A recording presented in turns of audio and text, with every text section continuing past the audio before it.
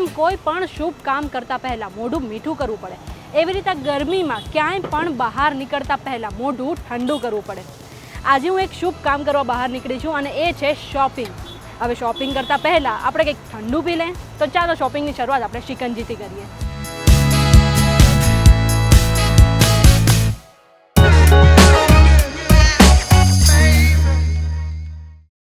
તો આપણે આવી ગયા છીએ આજે સ્ટ્રીટ શોપિંગના હબ કહેવાતા લો ગાર્ડન.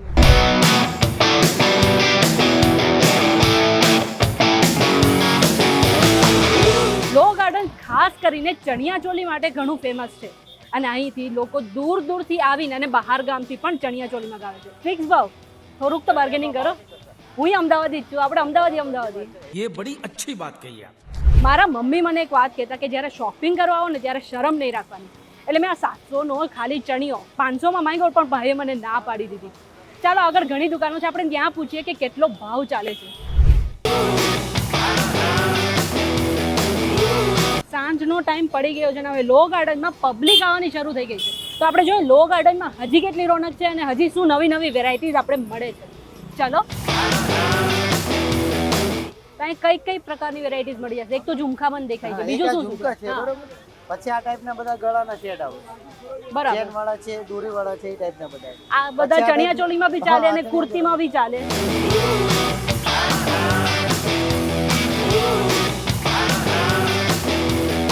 આ બધું જાતે ઘરે બનાવો છો? મટીરિયલ ક્યાંથી લાવે કે અહીંયાથી જ બધું? લાલ દરવાજાથી. કાકાને ધંધો કરવા કરતા ચા પીવામાં થોડીક વધારે રસ છે. जान दे देंगे इसके लिए. क्या बात कर रहे हो आप? દુપટ્ટો ન આવે ને આમાં? બરાબર.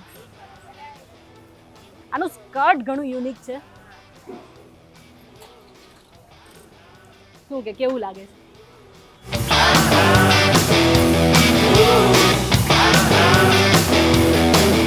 કોઈને અહીંયાથી કાનના ઝુમખા લેવા હોય તો નાના છે એ 50 રૂપિયાના છે, મોટા છે એ 100 રૂપિયાના છે.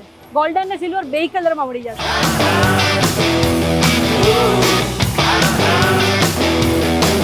ડિજિટલ ઇન્ડિયા બુઢી કે બાલ, આપણે શુગર કેન્ડી જેને કહીએ છીએ, એની પાસે પણ જીપે છે અને અમે 20 રૂપિયા આપ્યા, જે નાનપણમાં આપણે 2-5 રૂપિયાના ખાતા. મોંઘવારી, ये दुख का खत्म नहीं होता बे. સાંજના નીકળ્યા છે, હવે થોડીક ઠંડારકનો અહેસાસ થયો છે, પણ હજી પણ પબ્લિક દે ધડક શોપિંગ કરી જ રહી છે. पैसा ही पैसा होगा. લો ગાર્ડન માટે કે કોલેજ માટે ફેમસ નથી. લો ગાર્ડન પોતાની સ્ટ્રીટ ફૂડ માટે પણ જાણીતું છે. લો ગાર્ડનમાં આટલી સ્ટ્રીટ ફૂડના સ્ટોલ આવેલા છે કે તમે ગણીને થાકી જશો.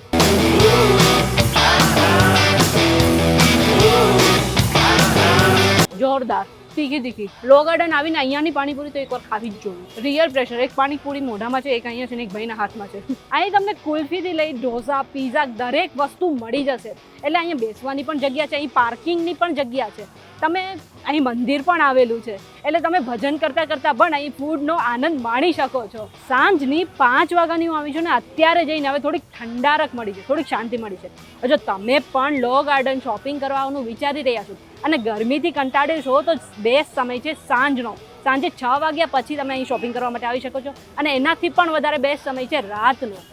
હવે હું 5 વાગ્યાની આવી હતી ત્યારે આટલું પબ્લિક મને જોવા નહોતું મળ્યું, પણ જેમ સાંજ ઢળી 5:30-6 વાગ્યા એમ પબ્લિકનો ધસારો જોવા મળ્યો. લો ગાર્ડનનું નામ સાંભળીને એમ થાય કે કોઈ એક ગાર્ડન હશે જેના કારણે જગ્યા ઘણી ફેમસ હશે, તો એવું નથી. સાથે જ આ જગ્યા સ્ટ્રીટ ફૂડને કારણે પણ ફેમસ છે.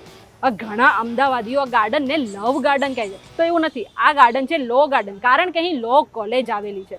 સાથે જ આ જગ્યા સ્ટ્રીટ શોપિંગને કારણે પણ ફેમસ છે. જો તમને આજની સ્ટ્રીટ શોપિંગમાં મજા આવી હોય અને આ વિડીયો ગમ્યો હોય તો આ વિડીયોને લાઇક અને શેર કરી દો. સાથે જ આવા વિડીયો માટે અમારી યુટ્યુબ ચેનલ VTVGujarati.com ને સબસ્ક્રાઇબ કરી લો.